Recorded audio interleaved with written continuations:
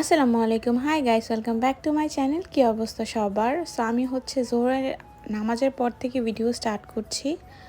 আম্মু অনেক কষ্ট করে ইফতার বানায়, এর জন্য আম্মুকে আজকে একটু স্কিন কেয়ার করে দিব। লাইক বাসায় আমি যতটুকু পারি আমি ফেসিয়াল করে দিব। এরপর আম্মু ইফতার বানাতে চলে যায়। আজকে শুধু আম্মুই একা সব করছে, আমি কোনো হেল্প করি নাই, বিকজ এগুলো আমি বানাতেও পারবো না। এগুলো বিক্রমপুরের ঐতিহ্যবাহী খাবার, বোয়া অ্যান্ড ভর্তা। অ্যান্ড সব কিছু আজকে অনেক স্পাইসি খাবার আমরা খেয়েছি।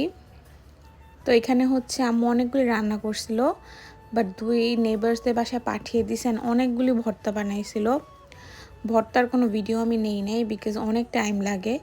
অ্যান্ড এত ঝাল খাওয়ার পর আমি চিজ কেক বানাইছিলাম, সেটা খেলাম। অ্যান্ড দেন নামাজের পর আমি অনেক দিন ধরে ফুচকা ক্রেভ করতেছিলাম, বাট অনেক টাইম কনজিউমিং বানাতে, এজন্য বানাচ্ছিলাম না। আজকে কলকাতা স্টাইল ফুচকা খাবো, এজন্য পুদিনা পাতা, ধনে পাতা, দেন কাঁচামরিচ, লেবু সব কেটে নিছি।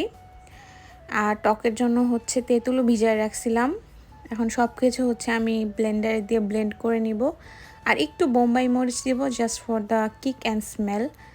অ্যান্ড দেন তেঁতুলের পাল্প বের করে নিছি। এখানে লেবু, দেন বিট লবণ, অ্যান্ড যেটা আমি পুদিনা অ্যান্ড ধনিয়া পাতার চাটনি সেটা, অ্যান্ড লাস্টলি চটপটির মশলা অ্যাড করে মিক্স করে নিব। হ্যান্ডমেড একটা মশলা আসছে, বাট ওইটা আজকে আমি ইউজ করি নাই। অ্যান্ড দেন আলু একদম সিম্পল ওয়েতে লবণ দিব, বিট লবণ অ্যান্ড চটপটির মশলা, দ্যাটস ইট। এখন ভালো করে মাখিয়ে নিব।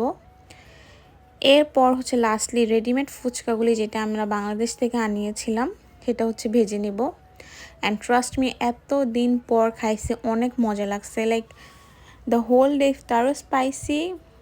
ইফতারও স্পাইসি ফুড দিয়ে করছি, অ্যান্ড দেন রাত্রে তারপরও স্পাইসি ফুড খেয়েছি, and it was delicious. And thanks for watching. Do like, share and subscribe to my channel.